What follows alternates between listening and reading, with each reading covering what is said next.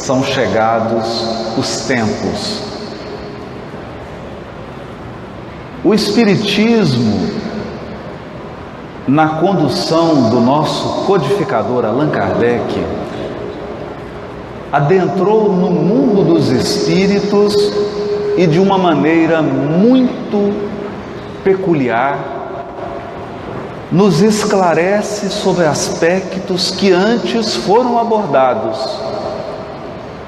em várias civilizações, na literatura, mas muitas vezes com uma linguagem profundamente simbólica que dificultava a compreensão de todos, ou de uma maneira tão mística que o assunto foi conturbado, dificultando imensamente a compreensão do tema. E um desses temas é o desenrolar do desenvolvimento do orbe terreno. Para isso, nós gostaríamos de relembrar algumas balizas, alguns pontos fundamentais da codificação espírita que norteiam a nossa reflexão sobre esse tema. Na questão 41 de O Livro dos Espíritos, Kardec indaga: pode um mundo completamente formado desaparecer e disseminar-se de novo no espaço a matéria que o compõe? E os Espíritos respondem: sim. Deus renova os mundos como renova os seres vivos. Renova os mundos como renova os seres vivos. Aqui, então, numa visão amplamente universal, os Espíritos começam a treinar o nosso pensamento para devassar o ilimitado, o infinito da criação divina que se renova permanentemente para o bem. Na questão 780, Kardec pergunta: o progresso moral acompanha sempre o progresso intelectual? E os Espíritos respondem: decorre deste, mas nem sempre o segue imediatamente. O progresso moral decorre do progresso intelectual. E na questão 780A, por se tratar de uma resposta tão inusitada, o codificador pergunta: como pode o progresso intelectual engendrar o progresso moral? E os Espíritos, fazendo compreensíveis, abaixar um pouco,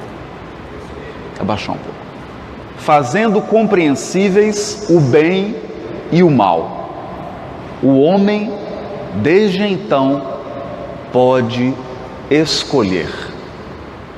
O desenvolvimento do livre-arbítrio acompanha o desenvolvimento da inteligência e aumenta a responsabilidade dos atos. Quanto maior a compreensão, maior o poder de escolha, e quanto maior o poder de escolha, maior a responsabilidade pelos nossos atos. É aqui que nasce o senso moral, filho da compreensão ampliada. O senso moral que decorre do desenvolvimento do intelecto. Em outra questão,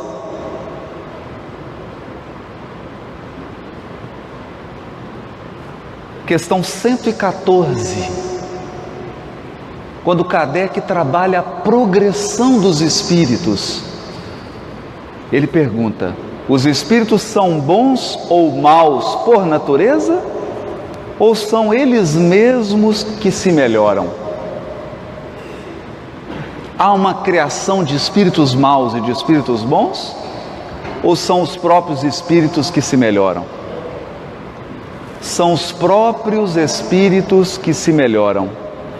E melhorando-se, passam de uma ordem inferior para outra ordem mais elevada. É porque está muito alto o microfone.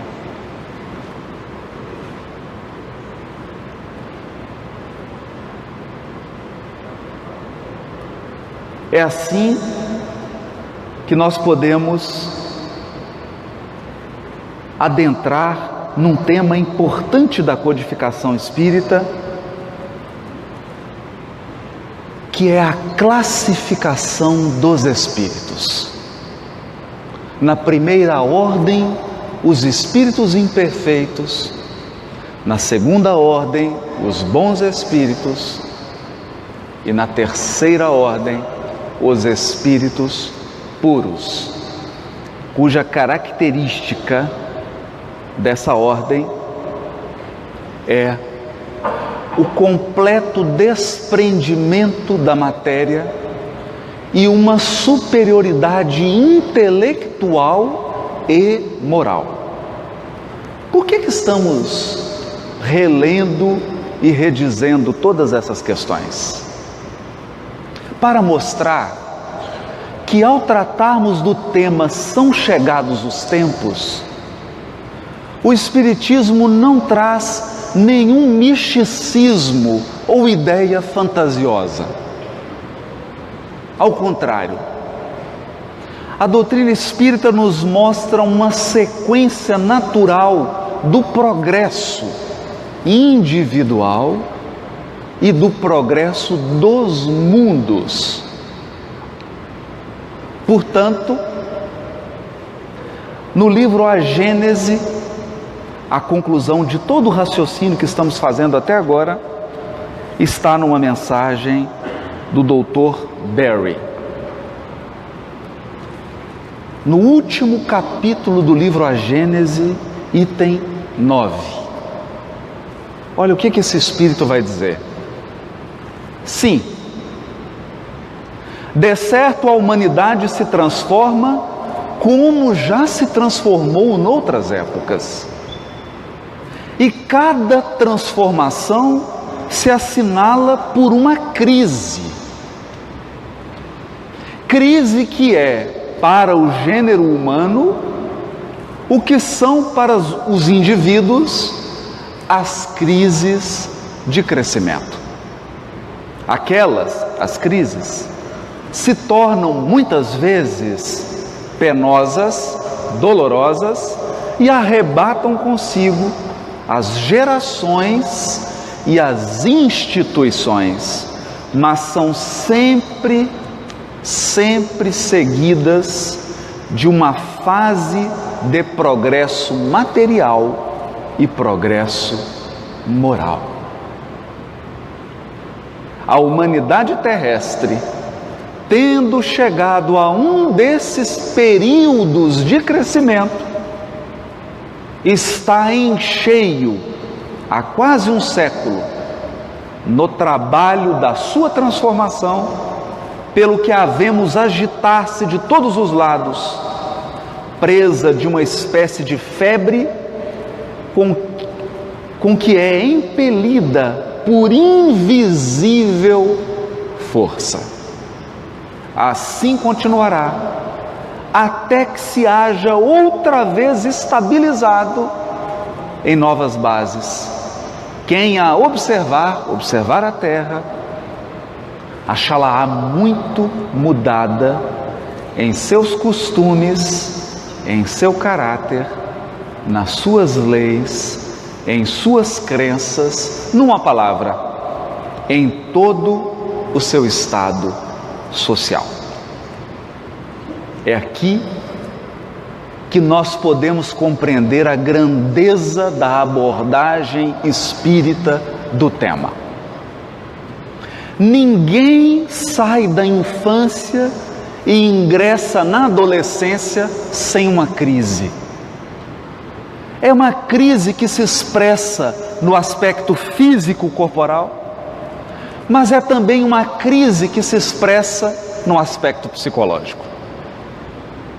Quando nós estamos na transição da infância para a adolescência, há uma mudança de voz, os hormônios se agitam, há uma crise de identidade, ora a gente quer ser criança, ora quer ser adulto, os gostos se misturam, os comportamentos se misturam, ora tendendo para uma maturidade, ora para uma puerilidade, para uma infantilidade, e nós atravessamos a crise. Ingressamos na adolescência. Mais adiante, da adolescência para a maioridade, outras questões surgem: relacionamento afetivo, definição profissional, posicionamento na sociedade, definição de uma identidade pessoal que seja diferente da identidade do pai, da mãe, da família. Mais adiante, outras crises virão, outras transformações, outros estágios. André Luiz nos sugere,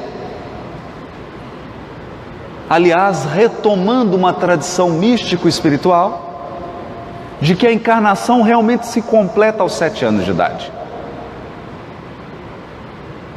E pensando as crises do desenvolvimento individual como estações da natureza, primavera, verão, outono e inverno, nós sabemos, ninguém consegue definir quando começa uma estação e termina, com exceção em Curitiba, porque em Curitiba, ano passado, o verão caiu numa quarta-feira. O resto foi chuvoso e frio. Brincadeira à parte, as estações se sucedem de uma maneira que nós não podemos determinar marcos temporais específicos. É como o pôr do sol. O dia acaba e a noite chega, mas é uma coisa que acontece de uma maneira tão suave que nós não podemos estabelecer marcos definidos. Mas sabemos que o dia está acabando. Sabemos identificar o crepúsculo. Aliás, essa sabedoria intrínseca da alma humana foi requisitada pelo próprio Cristo, quando respondeu aos fariseus: hipócritas, por que me pedis um sinal? Não sabeis quando a tempestade se aproxima? Não sabeis quando o fruto se torna maduro? Se nós conseguimos apreciar esses fenômenos que são leis da natureza, por que não conseguimos observar o nosso crescimento e desenvolvimento individual? Por que não conseguimos perceber as fases do crescimento e da evolução do próprio orbe? As leis são as mesmas. Então, seguindo aquele ciclo de 7, nós podemos demarcar que a reencarnação se concretiza aos 7 anos, depois teremos mais 7 e conseguimos enxergar que aos 14 anos alguma coisa de relevante acontece. O indivíduo já está em plena adolescência. Mais 7 anos, 21 anos de idade. Uma data muito importante. Depois, 28, 35, 42 e assim por diante. as fases vão se sucedendo e nós vamos percorrendo degraus, não todos, mas de modo geral, degraus que significam, no primeiro estágio do nosso crescimento, o foco é o corpo físico. Do 0 aos 7, do 7 aos 14, dos 14 aos 21, nosso organismo passa por sucessivas mudanças físicas, hormonais, uma série de aspectos. Paralelamente a esse processo, esboça-se um outro tipo de crescimento. Paralelo, mas num outro ritmo, que é o desenvolvimento emocional. Assim é que as emoções de uma criança de 7 anos são diferentes das emoções de um adolescente de 14 e de um jovem de 21. Assim como as emoções de um jovem de 28, de uma jovem de 28, são diferentes de uma jovem de 21. Paralelamente a isso também temos um crescimento psicológico. A nossa psicologia interna se altera. A maneira como nos relacionamos, como nos enxergamos, como enxergamos o outro. Um desenvolvimento que se dá no nível psíquico. É claro que nem todos os encarnados chegam a um desenvolvimento psíquico. É assim que encontramos pessoas com 70 anos de idade e psiquicamente se comportando como adolescentes de 14. Mas não é a regra. A regra é que o desenvolvimento atinge as esferas psíquicas e há um outro gênero de crescimento individual, o progresso espiritual.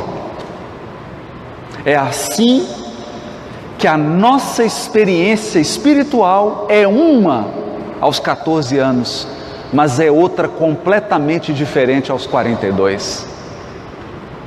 Assim como a nossa experiência espiritual é muito diferente dos 42 para os 70 anos de idade.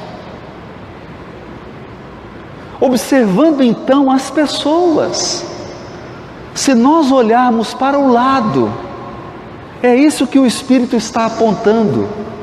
Vamos entender o que está acontecendo com a Terra.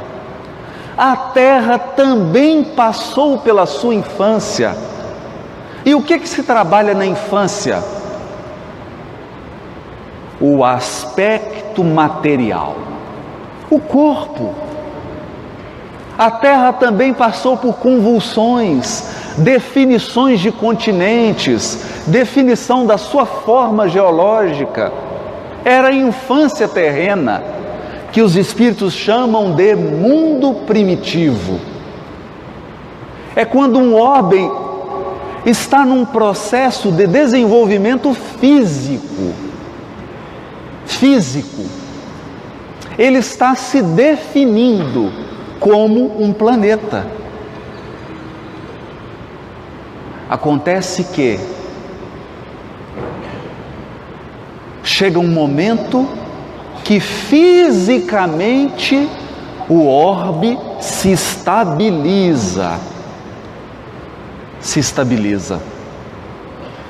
Então hoje nós podemos ver claramente quais são os continentes, a estrutura da Terra, que permanece mais ou menos estável, porque o planeta também vai envelhecer.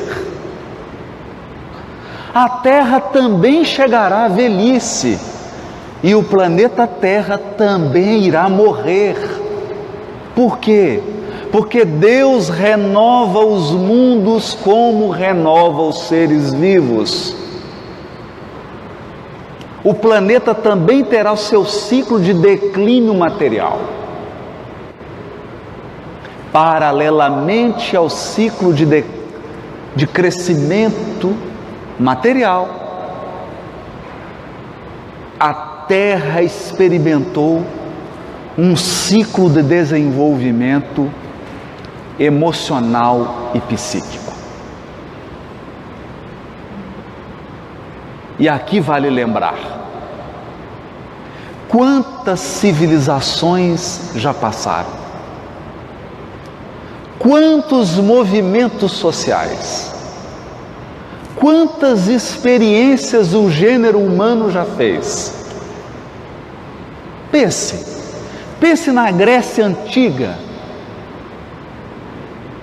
no século de Péricles, nos grandes filósofos que nasceram naquele século, impulsionaram o pensamento filosófico, construíram as bases da nossa civilização ocidental.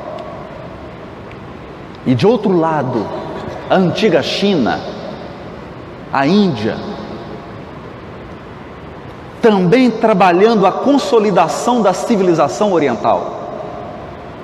Grandes movimentos que constituem até hoje marcos da nossa experiência civilizatória.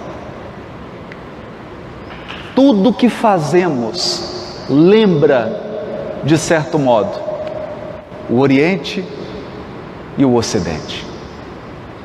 As marcas da China milenária e da Índia e as marcas da Grécia estão presentes hoje na estrutura comunitária da Terra. O que significa isso? Significa que nós,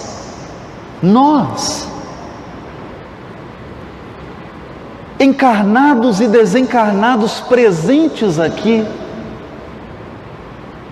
estagiamos nessas civilizações, fizemos essas experiências, no momento em que era preciso agregar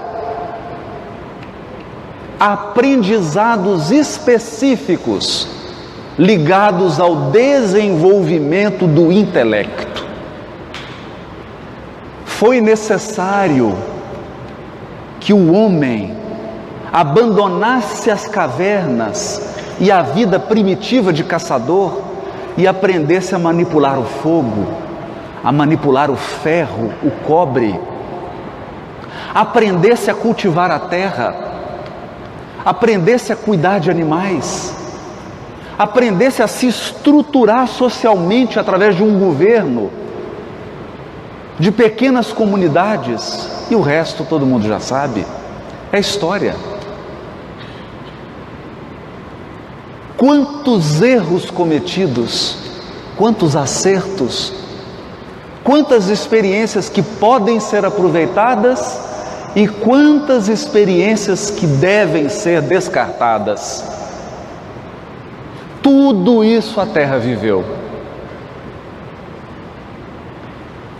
E no seu progresso intelectual atingiu as culminâncias do mundo grego e do mundo romano. O direito romano, a engenharia romana, o exército romano, as tradições políticas e econômicas do Império Romano. Depois o declínio de Roma, que entrega o seu patrimônio civilizatório para a Europa. Toda a história europeia, de erros e acertos, de truculências e de grandezas, de voos e de quedas desastrosas, construindo o intelecto humano, um desenvolvimento sem precedentes, até que a humanidade atinge um amadurecimento intelectual. Não mais uma maioridade. Se a Grécia e Roma representam a maioridade do intelecto humano, o iluminismo representa a maturidade da humanidade. proclamando agora a razão como uma luz que ilumina, a razão como um farol que nos ajuda a decidir entre o certo e o errado. É nesse contexto da evolução da Terra que a espiritualidade manda uma missionária, Joana d'Arc, encarregada de proteger as fronteiras da França, porque naquele momento grave da história humana, os espíritos trabalhavam aspectos genéticos e outros aspectos fluídicos e perispirituais, para que a humanidade recebesse missionários que dariam um grande impulso no desenvolvimento intelectual. Surge então Revolução Francesa, Revolução Americana e todos os fatos que nós já conhecemos. O descobrimento do novo mundo, o surgimento do Maranhão, com todas as suas belezas, com os franceses, os holandeses, os portugueses, a experiência europeia sendo derramada no continente americano, especialmente no território brasileiro. E é nesse contexto de maturidade intelectual que a humanidade recebe da mão dos espíritos superiores, sob o comando do Cristo, o Espiritismo, que definiria uma nova visão de mundo, uma visão de mundo que iria germinar, semear em todas as áreas da experiência humana, na ciência, na filosofia, na religião, nas artes, na política, na economia. O Espiritismo viria iluminar todas essas áreas da experiência humana, conectando-as com os propósitos espirituais que definem nossos valores de espíritos imortais. Não é pouco. Hoje, quando nós vemos uma criança ser assassinada, isso nos comove. Não há ninguém hoje em sã consciência que esteja psiquicamente saudável que defenda uma violência contra uma criança, uma violência contra a mulher, uma injustiça. Em épocas antigas, em Tiro, em Sidom, os escravos, ainda crianças, quando estavam crianças, eram cegados para que não pudessem fugir. Os jantares em Roma não se iniciavam antes que um gladiador lutasse com o outro, até a morte. Hoje os nossos eventos começam com o Alexandre tocando violão. Antes era com alguém matando o outro. Enquanto o sangue não derramasse, a gente não comia.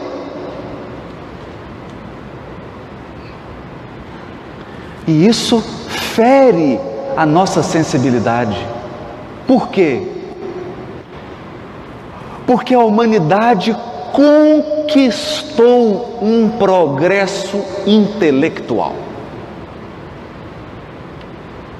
Ela conquistou, a duras penas, muitas mortes, muitas revoluções, muitas comoções sociais, para que a humanidade, enquanto gênero, alcançasse o patamar que alcança hoje.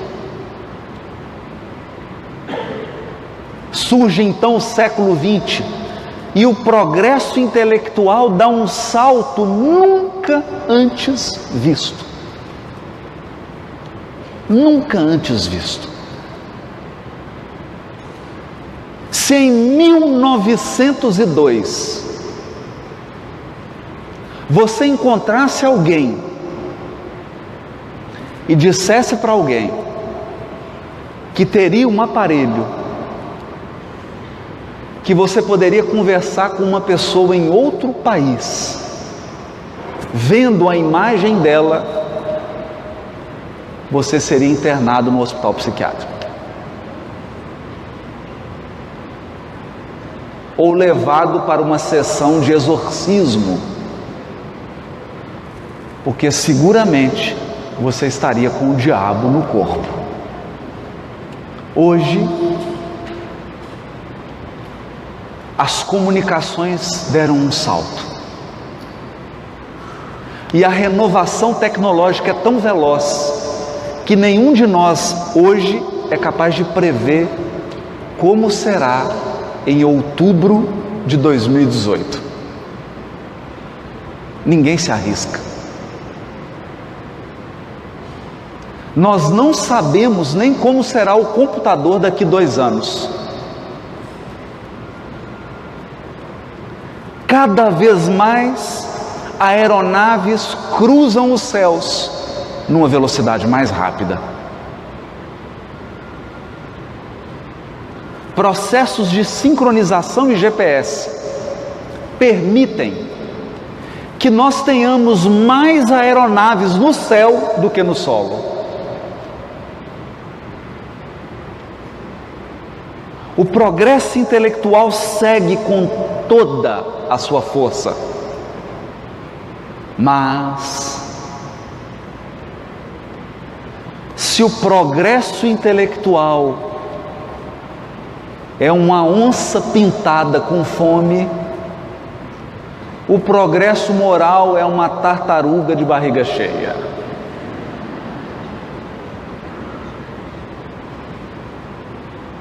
Paralelo ao desenvolvimento intelectual da humanidade, segue lentamente o desenvolvimento do senso moral.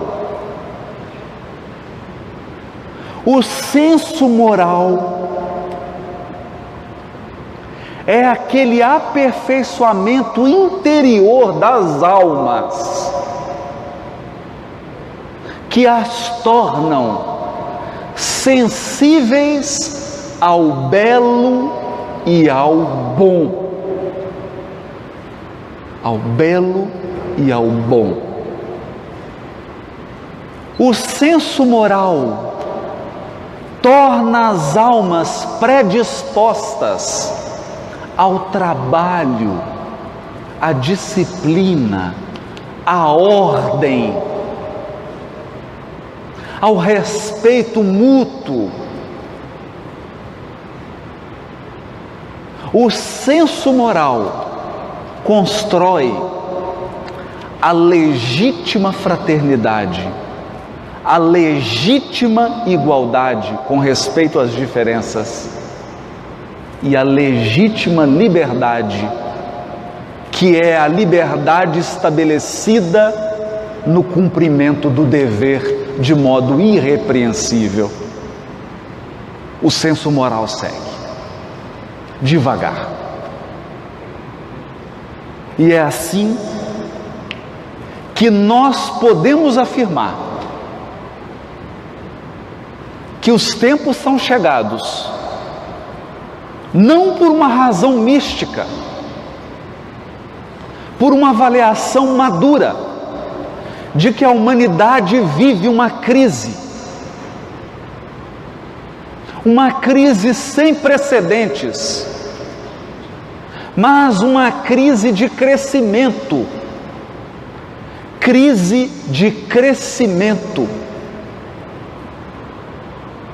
Repara em uma criança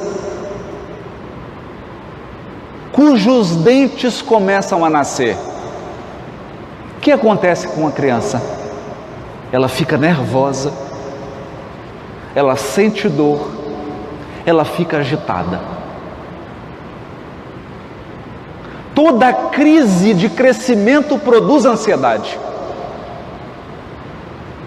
Toda crise de crescimento produz angústia. Porque você não é mais o que era, mas ainda não é o que vai se tornar. Você está no meio do caminho. Você não está nem lá, nem cá. Está na mudança, na indefinição. Toda crise traz dor. E toda crise produz agitação. E essa agitação pode converter-se em violência. A crise que a humanidade vive foi definida pelo Espírito Emmanuel no livro A Caminho da Luz, através de uma metáfora. De uma metáfora. De um lado, o progresso intelectual, que Emmanuel define como o homem material. O homem material. De outro lado, o progresso moral, o desenvolvimento do senso moral, que Emmanuel chamará de o homem espiritual. Há uma defasagem entre o homem material e o homem espiritual. Querem ver?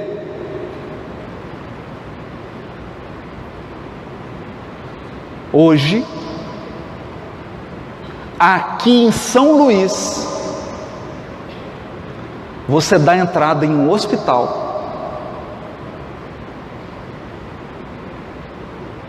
O médico faz 2 pequenas incisões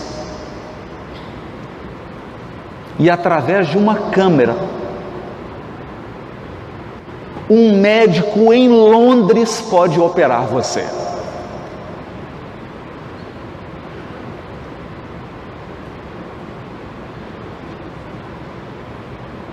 Hoje, muitos têm filhos que estão em outros países e que estão assistindo a esse congresso agora ao vivo.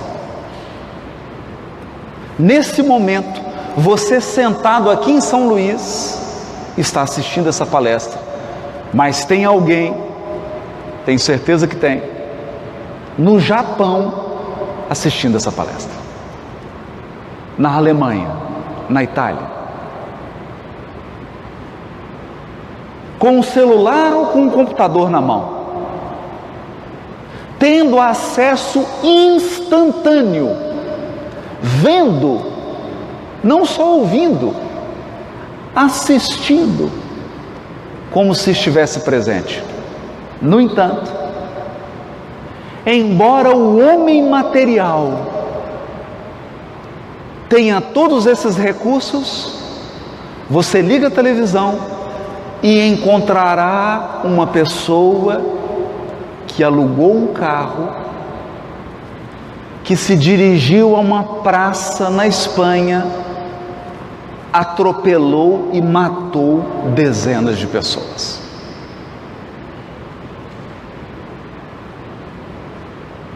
Se de um lado nós temos o encarnado, que vai para o aeroporto em São Luís, toma um avião, e algumas horas depois está em outro continente,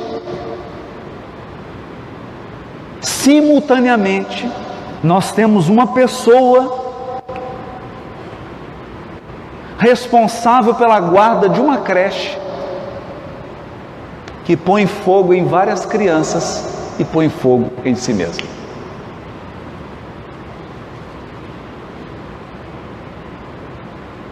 De um lado, um campus maravilhoso da Universidade Federal do Maranhão. Um espaço gigantesco. Quantos professores atuam aqui? Quantos mestres, quantos doutores, quantos pós-doutores, quantos intelectuais trabalhando aqui nesse espaço. Pessoas que estudam e se dedicam à pesquisa há 10, 20, 30, 40, 50 anos.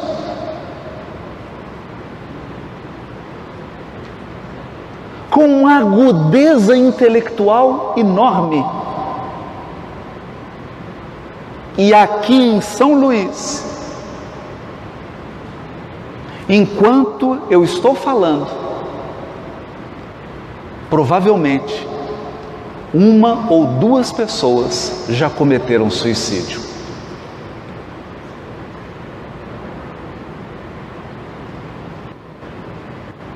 Essa é a crise. Essa é a crise. O progresso intelectual e material foi gigantesco, foi enorme. Mas o progresso moral da criatura humana não deu conta de acompanhar.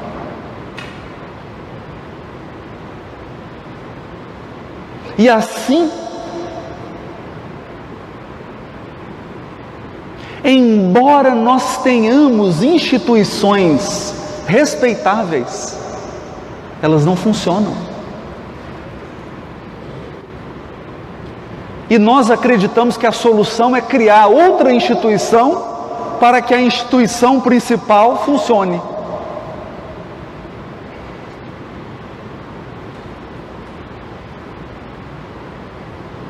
As instituições não funcionam?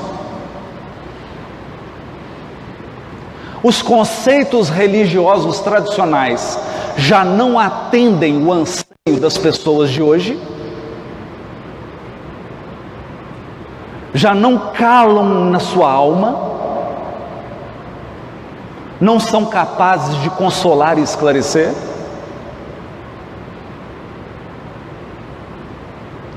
Espalhou-se no mundo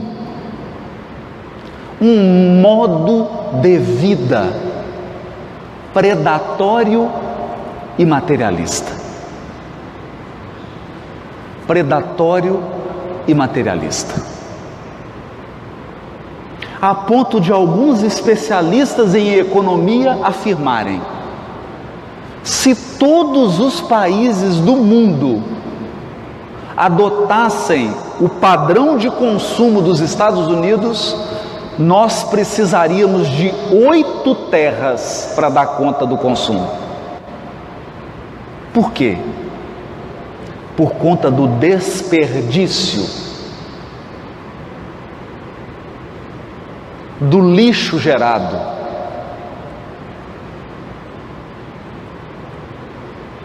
Das pessoas que sentem angústia na alma e querem preencher esse vazio comprando coisas. Das pessoas que perderam o sentido da existência e querem preencher esse vazio ocupando cargos, inclusive no movimento espírita.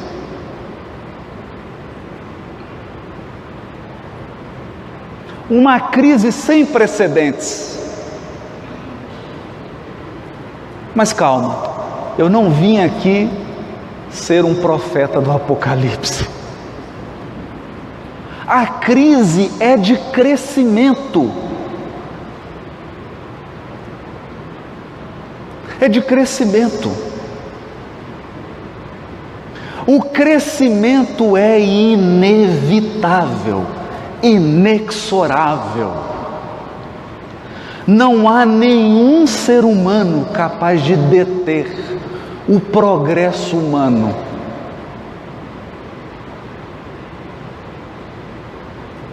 O progresso da humanidade, como se diz em Minas Gerais hoje, é água morra abaixo ou fogo ladeira acima. Não tem volta. Ele vai se concretizar. Até lá vai acontecer uma coisa curiosa, que nós já estamos vivendo, inclusive na sociedade brasileira. padrões que não mais atendem aos nossos anseios espirituais continuam existindo porque nós não construímos ainda padrões novos.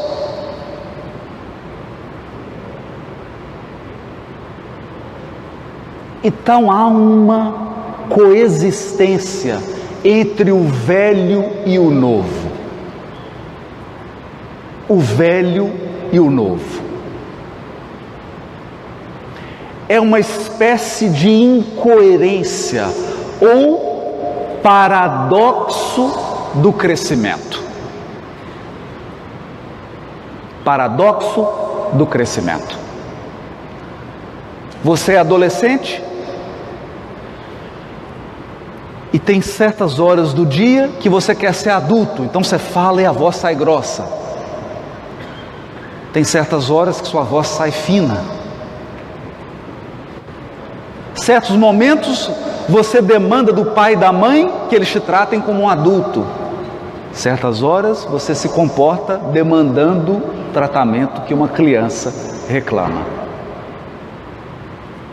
É um meio termo. Hoje nós caminhamos assim. Eu desejo que não tenha corrupção, mas faço de tudo para mascarar a minha mala de mão para não ser pego no aeroporto.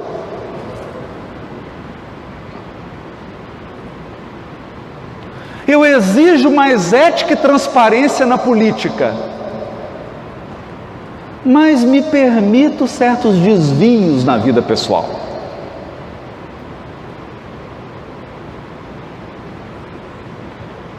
É uma crise do crescimento. Eu já percebo,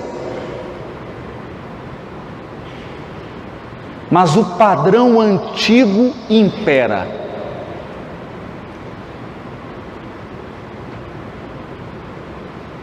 Em regra geral. Noutros casos, encarnados entre nós, ou no mundo espiritual, se encontram espíritos decididamente resolvidos a não aderir. Não aderir.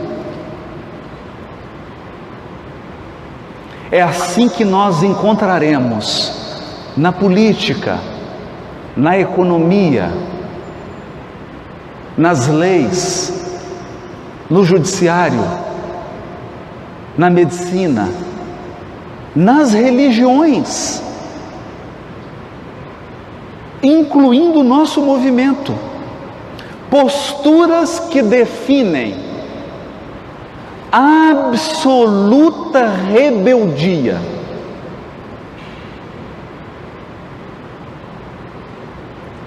O espírito se define como alguém que quer, deseja e vai praticar o mal, custe o que custar.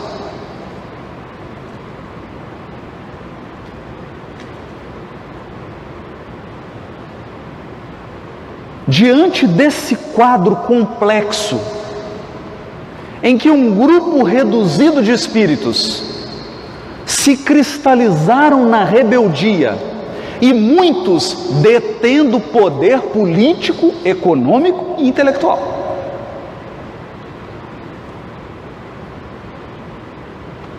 Alguns espíritos que não querem o progresso humano detêm poder econômico, ou detêm poder político, ou detêm poder intelectual.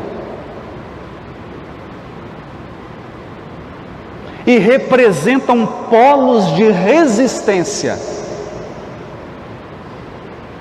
A abstração feita desse grupo, que é uma minoria, embora com um poder enorme, gigantesco, há uma multidão de encarnados e desencarnados que agem na inconsciência. que agem de modo instintivo, que agem no hábito. Eu quero um mundo mais limpo. No entanto, chupo o picolé e jogo a casca, jogo o plástico na janela do carro.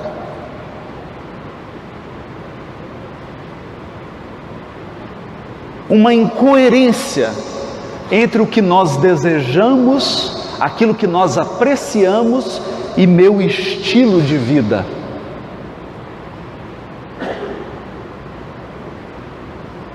Uma multidão é então que mais de 100 anos atrás os espíritos superiores definiram para Allan Kardec que a transição do orbe, a passagem dessa crise enorme e sem precedentes na história do orbe terreno, se dará de um modo que revela a inteligência, a sabedoria de Deus, mas também o seu amor e a sua misericórdia infinitos. A transformação se dará através de um processo controlado e inteligente de encarnação de espíritos mais desenvolvidos.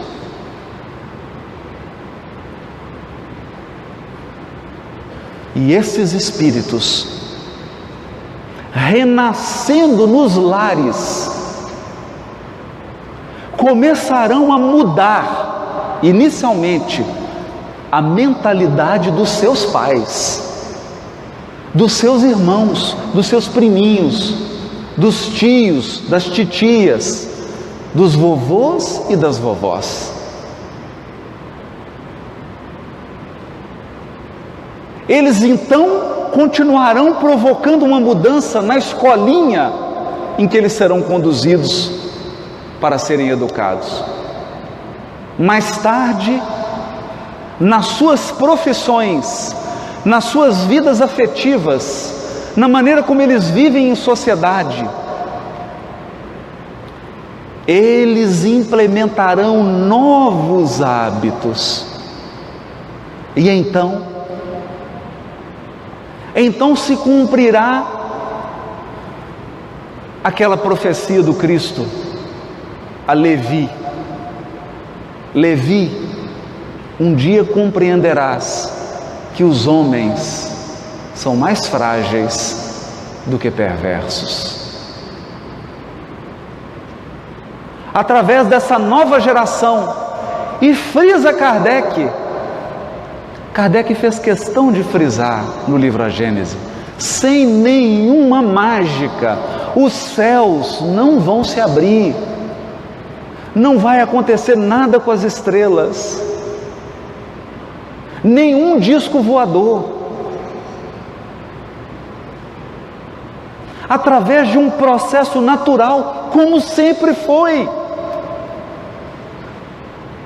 Simplesmente na Grécia, em determinado século, nasce Péricles, nasce um conjunto de filósofos, centenas de missionários e mudam toda uma região do planeta e causam um impacto no desenvolvimento do orbe que é sentido até hoje. Pelo simples fato de que um grupo de espíritos reencarnaram. A mudança então virá por uma nova geração, que silenciosamente pela sua conduta nos convidará à coerência.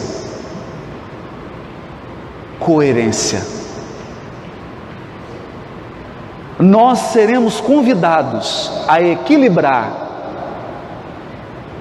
a elevar o nosso padrão moral ao nível do nosso padrão intelectual.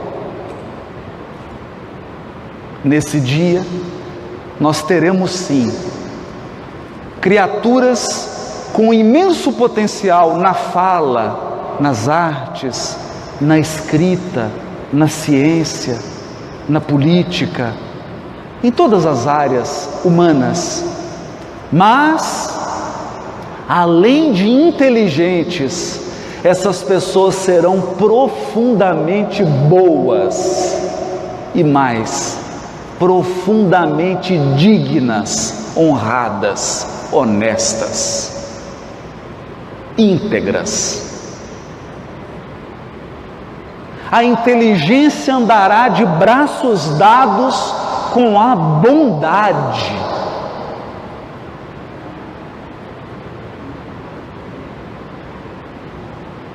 E nós poderemos novamente voltar a confiar. Confiar nas pessoas, confiar nas palavras. Confiar nas instituições, confiar nas leis.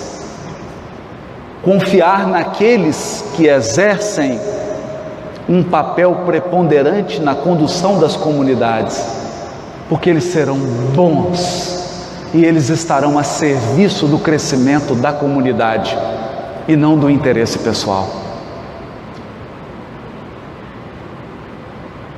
Até lá, teremos que conviver com esse fim de paradigma. Fim de paradigma, com uma característica curiosa. O mal está cada vez mais engenhoso. O mal está cada vez mais ousado.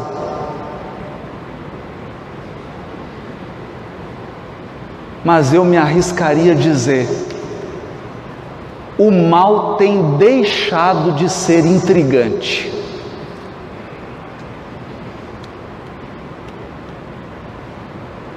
Porque as pessoas devotadas ao mal, hoje, elas não têm vergonha de dizer.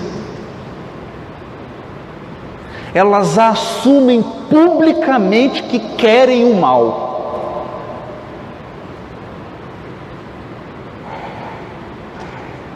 Elas se orgulham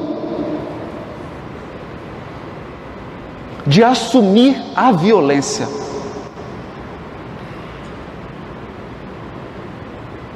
Elas se orgulham de assumir a ostentação material.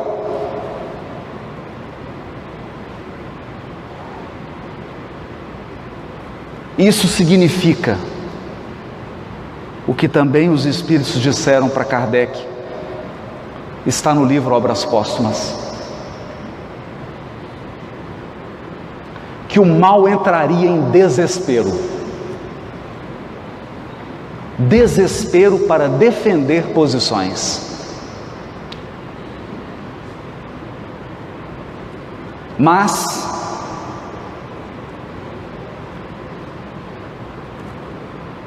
como ensinou Jesus a Mateus, quem governa o mundo é Deus.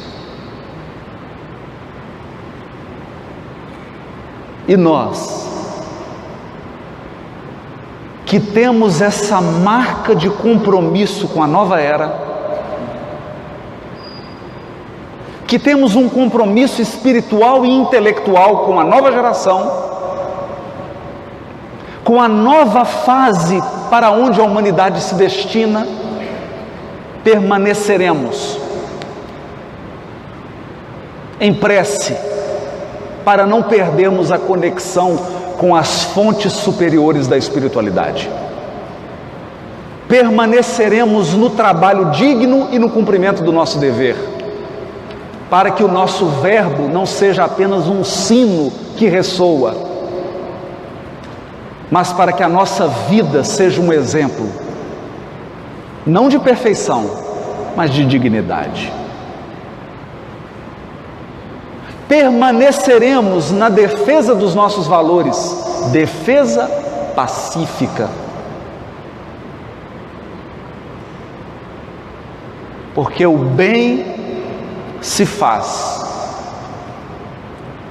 puxando a sardinha para o meu lado, de um modo bem mineiro, cabeça baixa e comendo mingau pelas beiradas. Muito obrigado, boa noite para todos.